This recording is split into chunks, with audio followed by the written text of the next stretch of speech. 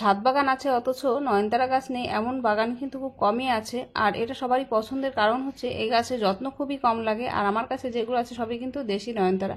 তোমরা এবার বলতেই পারো এর মধ্যে কিছু হাইব্রিড নয়নতারা আছে, এগুলো হাইব্রিড নয়নতারা নয়। হাইব্রিড নয়নতারার গাছ আমাদের সবসময় খেয়াল রাখতে হবে যে গাছগুলো বেশি বড় হয় না, আর এই গাছগুলো কিন্তু খুব অনেকটাই বড়।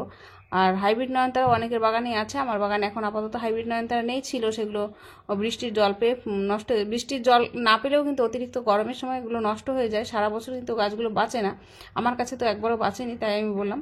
আর যেগুলো দেশি নয়নতারা এই গাছগুলোতে সামান্য পরিমাণে যত্ন অবশ্যই দরকার হয়। ছাদে লাগালেই মানে দেশি নয়নতারা বলেই যে যত্ন দরকার হয় না সেটা কিন্তু নয়, যেহেতু ছাদে লাগানো হবে। আর টবে থাকলে গাছে খাবার তো অবশ্যই একটু একটু দিতে হয়, সেই খাবারটাই আজকে শেয়ার করব। আর এই গাছগুলো হচ্ছে যেখানে আমি সকালের দিকে জল দিয়ে যাচ্ছি দুপুর পর্যন্ত কিন্তু এটা ঝিমে যাচ্ছে। আর দিনে যদি একবার করে কোনো গাছ ঝিমে যায় সেই গাছের গ্রোথ কিন্তু ভালো হয় না। এবার কি ট্রিটমেন্ট করব সেটাই আজকে দেখাবো। প্রথমে আগে গাছের ঘাসগুলো পরিষ্কার করে নেব। প্রত্যেকটা গাছে কিন্তু প্রচুর পরিমাণে ঘাস হয়ে যায়, যেহেতু ছাদে বাগান কিংবা গাছ যারা বসায় তারা তো অবশ্যই জানবে যে টবে কী পরিমাণে ঘাস হয়।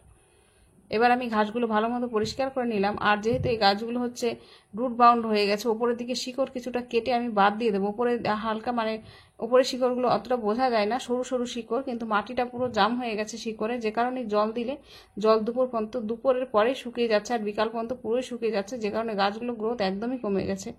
এবার আমি উপরে থেকে অর্ধেকটা প্রায় মাটি এখান থেকে সরিয়ে দেবো।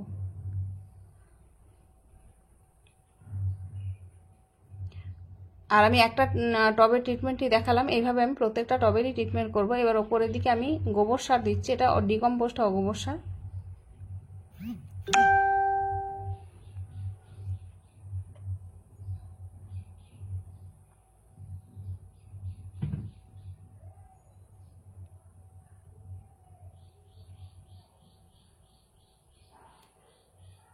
আর দেবো সামান্য পরিমাণে ইপসাম সল্ট। ইপসাম সল্টটা কেন দেওয়ার দরকার, মানে অনেকেরই দেখবে গাছের পাতা কেমন স্বাদ মানে ফ্যাকাশে ফ্যাকাশে হয়ে যায়, ইপসাম সল্টটা দিলে তা হয় না। আর পরে দিলাম আলুর খোসা আর কলার খোসা শুকনো করে ছোট ছোট টুকরো করে কাটা ছিল অনেকগুলো, সেইগুলো দিলাম।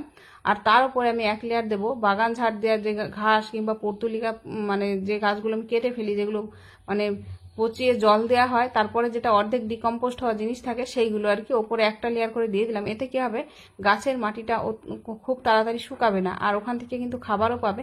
আর এই গাছের গ্রোথ আমি কিছুদিনের মধ্যেই তোমাদের সঙ্গে শেয়ার করব কতটা পরিমাণে মানে ঠিক হয়ে যাবে। এবার দেখো প্রত্যেকটা গাছে আমার কিন্তু কাজ করা হয়ে গেছে। এবার এই গাছগুলোকে ভরপুর মাত্রায় জল দিয়ে আমি সারাদিন রোদ্দুর পায় এমন জায়গায় রাখবো। আর এই গাছগুলো কিন্তু অল্প কিছুদিনের মধ্যেই চেহারাও পাল্টে যাবে, আর গাছে কিন্তু ফুলের সংখ্যাটাও বেড়ে যাবে। যেহেতু গাছে দিনে একবার করে ঝিমে যাচ্ছে, তাই গাছগুলোর চেহারা কিন্তু এখন আপাতত আর ভালো নেই, তাই আমি ট্রিটমেন্টটা করলাম। আপনারাও চাইলে আপনার নয়নতারা গাছে এই ট্রিটমেন্ট করতে পারেন।